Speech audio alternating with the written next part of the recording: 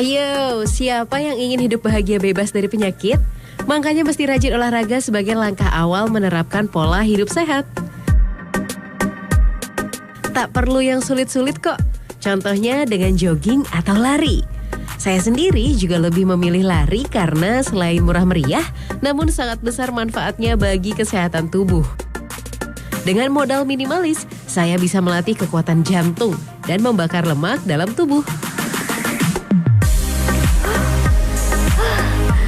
Sahabat, hidup sehat wajib hukumnya bagi yang ingin terbebas dari resiko penyakit berat.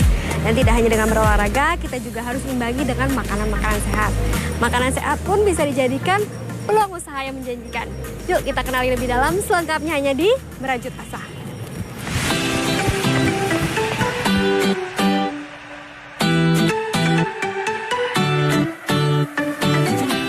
Nah, makanan sehat ada banyak macamnya.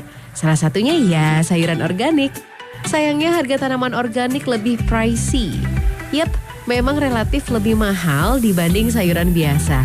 Sebab biaya perawatan tanaman organik juga lebih ekstra dibanding sayuran biasa. Tapi tenang saja, bisa kok menanam sendiri dengan lahan sempit tanpa perlu takut kotor. Yap, tanam dengan metode hidroponik. Kenalan dulu yuk sama Pak Bambang Jasnanto, seorang petani modern yang sukses mengembangkan usaha agribisnis tanaman hidroponik di Kota Kembang, tepatnya di BJ Center, Riung Mukti, Bandung, Jawa Barat. Setiap sebulan sekali, pria berusia 56 tahun ini selalu mengadakan temu alumni peserta pelatihan. Kegiatannya sharing mengenai seluk-beluk tanaman yang telah ditanam, mulai dari kendala hingga keberhasilan yang telah dicapai. Gak heran deh kalau hari ini ramai. Halo Bambang. Hey Mbak Lydia, gimana? Iya Pak, saya pengen belajar di tentang hidroponik. Ayo, ini kebetulan Mbak Lydia nih, kami lagi temu alumni. Oh ya halo Pak. Jadi mereka ikut pelatihan bulan lalu. Nah sekarang kita bikin temu alumni, ini bagian dari proses pendampingan sampai berhasil. Waduh. Iya. Keren Pak, kalau gitu saya mau mulai dari awal nih Pak. Ayo. Udah kan ya Pak? Aku, yuk. Yuk. Pada dasarnya, metode hidroponik ini step by stepnya hampir sama dengan cara bercocok tanam seperti cara konvensional. Misalnya, mulai dari pemilihan bibit dan penyemaian. Yang membedakan hanya perlakuannya karena dalam sistem hidroponik, media untuk bertanamnya berbeda. Untuk penyemaian, media yang sering digunakan adalah dengan memakai rock wool. Media yang terbuat dari serat yang berasal dari batuan ini bisa menyimpan air dalam serat-seratnya 14 kali lebih baik dari tanah. Hal inilah yang menjadi alasan mengapa tanaman yang ditanam dalam rock wool tetap terlihat segar dan lembab. Kelebihan lainnya, rock wool memiliki pori-pori dalam seratnya yang dapat menyimpan oksigen dan memberikan aerasi yang baik bagi akar tanaman. Setelah semua benih tertanam, tutup dengan plastik hitam. Oke, ini kita tutup yang rapat ya Pak. Selama 2 hari sesudah tanam. Oke, jadi kenapa ini ditutup agar tidak terkena matahari? Biar berkecambah dengan baik. Nah, setelah itu kita buka. Setelah melihat adanya 4 daun yang tumbuh pada satu tumbuhan, baru kita pindahkan ke media tanam. Iya. Gimana Pak, kita ada lihat yuk? Iya, oke, yuk. Pertumbuhan dan perkembangan telah dimulai sejak biji terkena air. Setelah terjadi proses imbibisi atau masuknya air ke dalam biji, embrio di dalam biji melakukan perbanyakan sel. Biji akan membesar sehingga kulit biji pecah. Lalu masuk ke tahap perkecambahan, di mana radikula atau akar memanjang keluar menembus kulit biji. Proses ini dipengaruhi oleh oksigen, suhu, dan cahaya. Oksigen dipakai dalam proses oksidasi sel untuk menghasilkan energi. Suhu juga harus tepat untuk aktivasi enzim, sehingga pertumbuhan berlangsung dengan baik. Nah, ini dia tanaman yang sudah berkecambah. Ditandai dengan telah tumbuhnya 4 daun dan sekarang bisa dipindahkan ke tempat yang mendapatkan sinar matahari. Tujuannya agar benih bisa tumbuh dengan cepat dan baik, mulai dari bagian batang sampai daun. Cara perawatannya cukup sederhana, tidak perlu disiram seperti tanaman konvensional. Kita hanya perlu sering mengecek kondisi dan ketersediaan air nutrisi di bak penampungan. Yuk, sekarang buat air nutrisinya. Kesemua bahan ini diaduk dengan air bersih, lalu tuang pada bak penampungan. Sebaiknya tidak mengisi bak penampungan secara penuh, idealnya isikan setengah atau seperempat bagian saja, agar saat dikuras tidak terlalu banyak yang terbuang. Oh iya, dalam pemeliharaan tanaman pastikan juga bahwa air yang tersedia dalam kondisi bersih. Untuk menjaga kebersihannya, direkomendasikan untuk menggantinya minimal 4 hari sekali. Selain itu, untuk wadah penampungan sebaiknya menggunakan wadah bening atau transparan seperti ini, sehingga lebih mudah mengamati kondisi dan ketersediaan air. Jika semua hal sudah dilakukan, tanaman akan sehat dan panen pun bisa tepat waktu. Pak Bambang tak serta-merta langsung sukses membudidayakan aneka tanaman.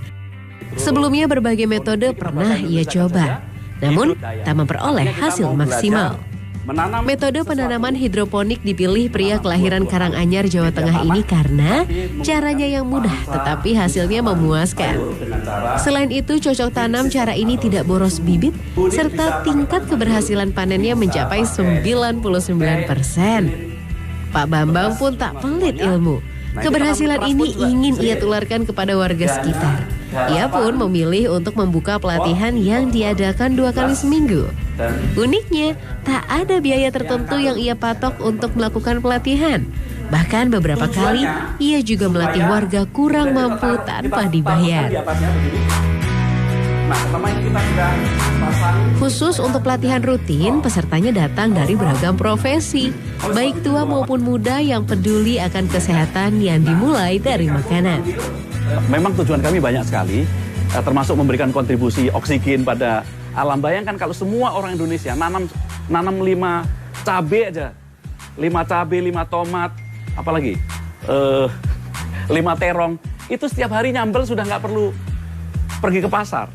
Ini nggak usah mulu, tujuan kami sebenarnya itu. Ayo ibu bapak semuanya nanam sehingga setiap hari nyambel nggak usah beli lagi.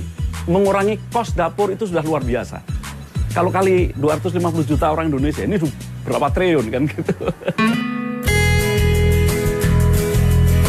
Seperti Ibu Aan Siti Aminah, sudah hampir setahun menggeluti bercocok tanam hidroponik.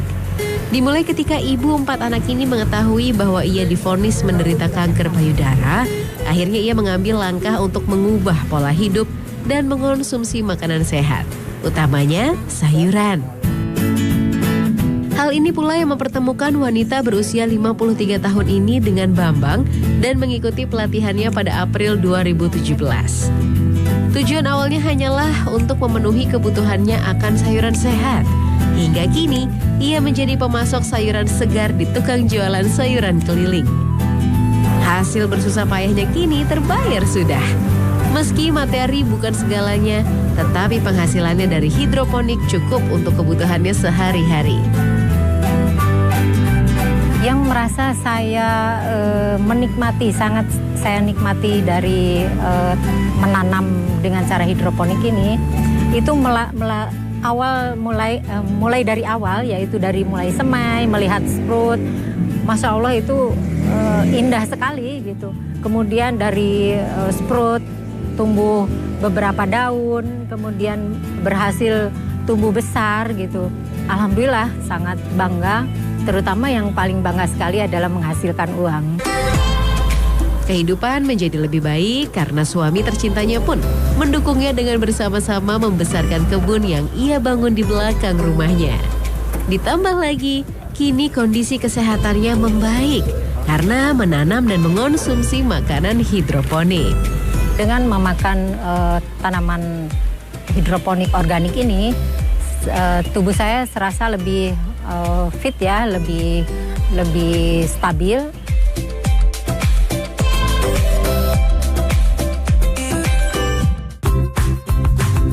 Jangan lupa tonton Merajut Asa sampai selesai, karena di akhir acara ada kuis berhadiah super menarik. Lihat caranya di Twitter @news_trans7. Siapin selfie terbaik kamu ya.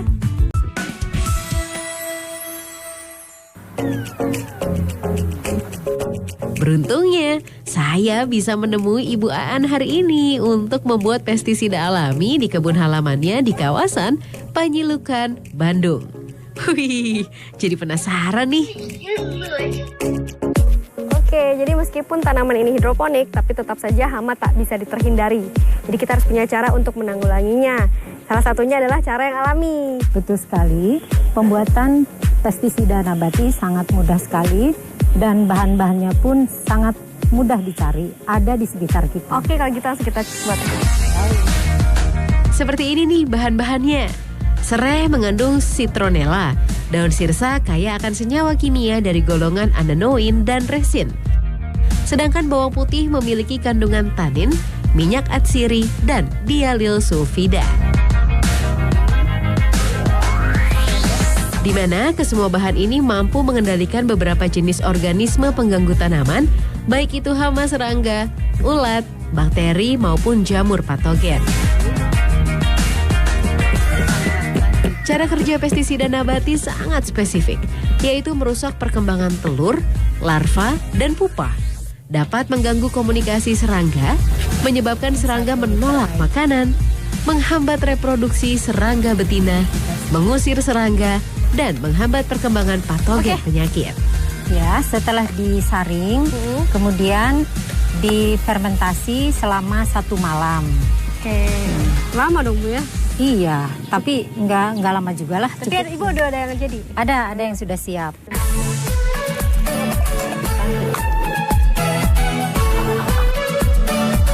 Keunggulan pestisida nabati ini selain murah dan mudah dibuat sendiri, pembasmi hama ini juga relatif aman terhadap lingkungan, tidak menyebabkan keracunan pada tanaman, dan menghasilkan produk pertanian yang sehat karena bebas residu pestisida kimia.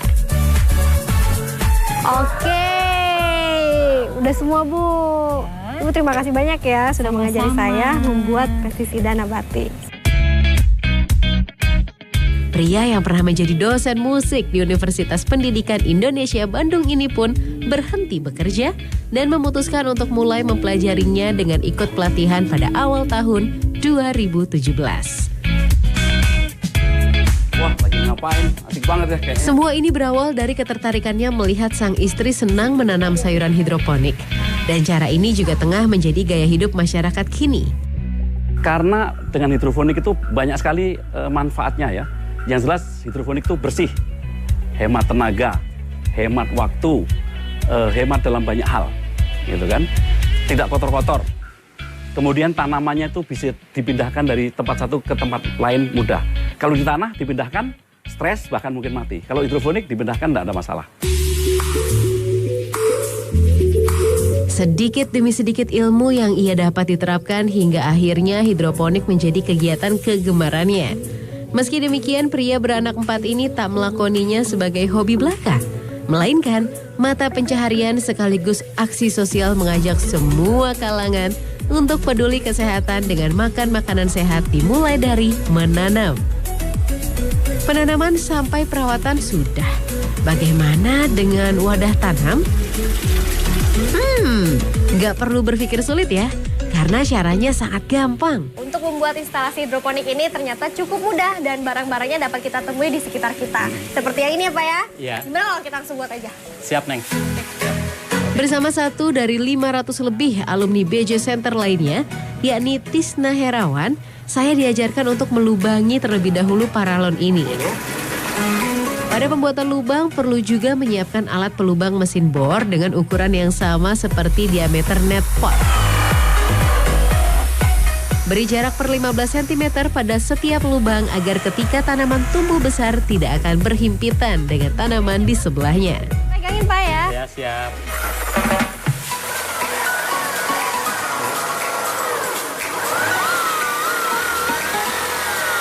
Agak tekan dikit.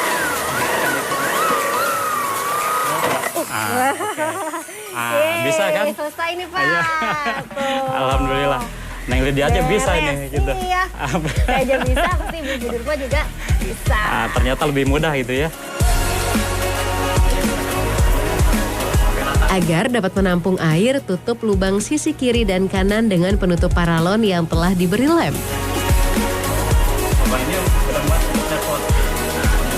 Terakhir, masukkan deh net potnya. Jadi ya 99% nggak akan bocorin ya. Nah udah terakhir Untuk selesai. tumbuhan dan juga sayuran yang ukurannya kecil bisa menggunakan wadah ini dengan teknik deep flow system. Tapi untuk ukuran yang lebih besar, kita gunakan teknik sumbu. Oke. Setiap sumbu adalah jenis sistem yang mudah untuk dibuat ketika pertama kali belajar tentang hidroponik. Ini alat yang dibutuhkan. Bekas set yang ukuran kurang lebih 5 kilo barangkali ya. Iya. 5 kilo, terus kita punya juga pot, ini nomor 20. Nomor 20, nah dikatakan sistem sumbu, kita pakai ini, boleh lihat. Ini kita pasang, jadi... Selanjutnya, masukkan kain atau sumbu yang sudah tersedia, masuk dari satu lubang dan keluarkan dari lubang yang satunya lagi. Sumbu itu sendiri adalah bagian paling penting dari sistem ini. Karena tanpa sumbu penyerap yang baik, tanaman tidak akan mendapatkan kelembapan dan nutrisi yang dibutuhkan. Taruh pot yang sudah dipasangi sumbu di atas pot yang nantinya diisi air nutrisi. Sumbu bekerja sebagai pengantar air ke tanaman. Beberapa bahan umum untuk sumbu selain kain flanel ini adalah bisa menggunakan tali rayon, tali wol, atau tali nilon. Oke, jadi deh. Sekarang tinggal terserah sahabat merasa mau pilih sistem mana. Deep flow system atau pakai sumbu sistem.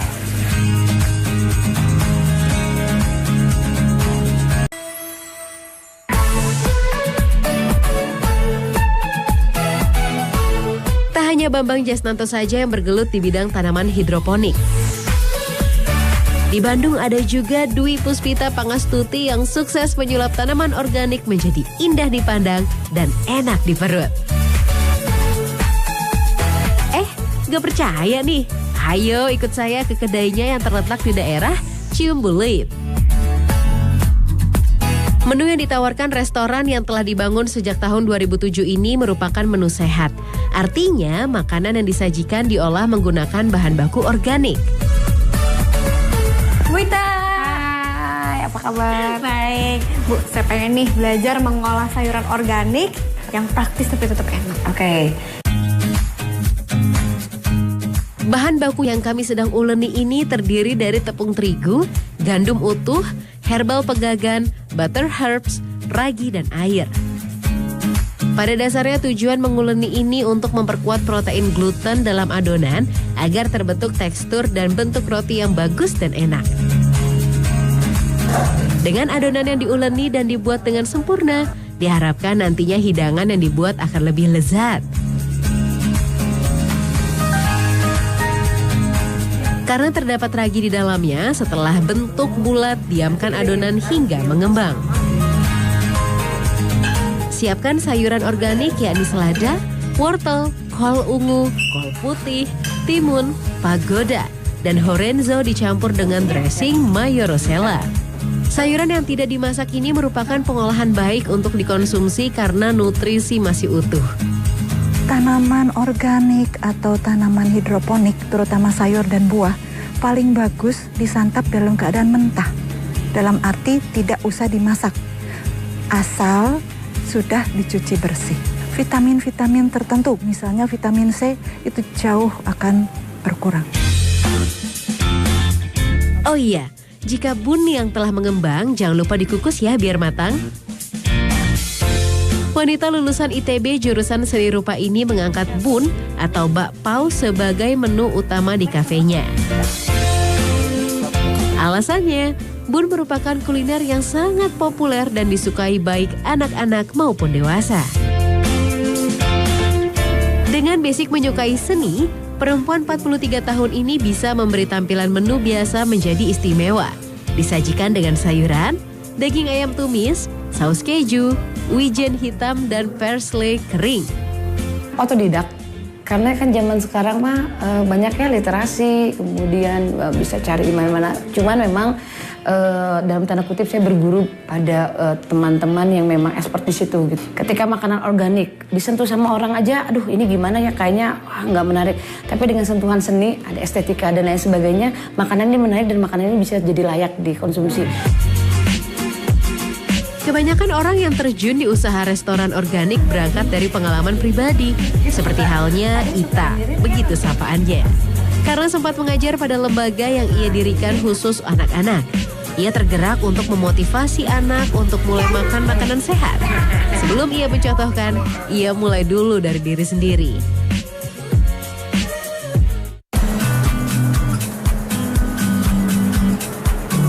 Awalnya kebanyakan pengunjung kafenya merupakan warga asing alias bule yang memang sudah lebih paham mengenai gaya hidup sehat.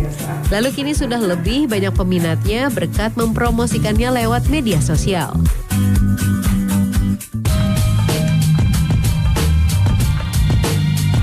Menu sehat di tempatnya dibanderol mulai dari harga Rp20.000 hingga Rp40.000 per porsinya. Meski organik tapi terbilang masih terjangkau harganya karena ia punya siasat untuk menekan kos.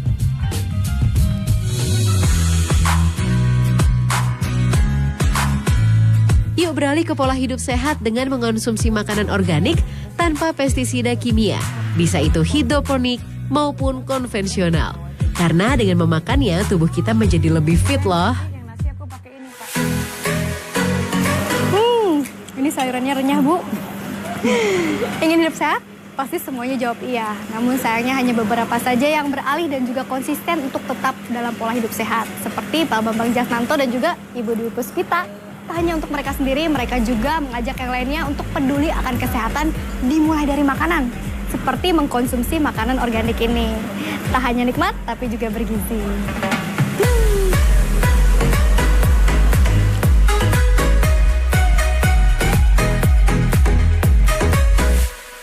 Pertanyaan kuis merajut asa kali ini adalah, sejak tahun berapakah restoran organik milik Dwi Puspita berdiri? Kirim jawaban kalian melalui Twitter, mention @news_trans7 dan @merajut_asa.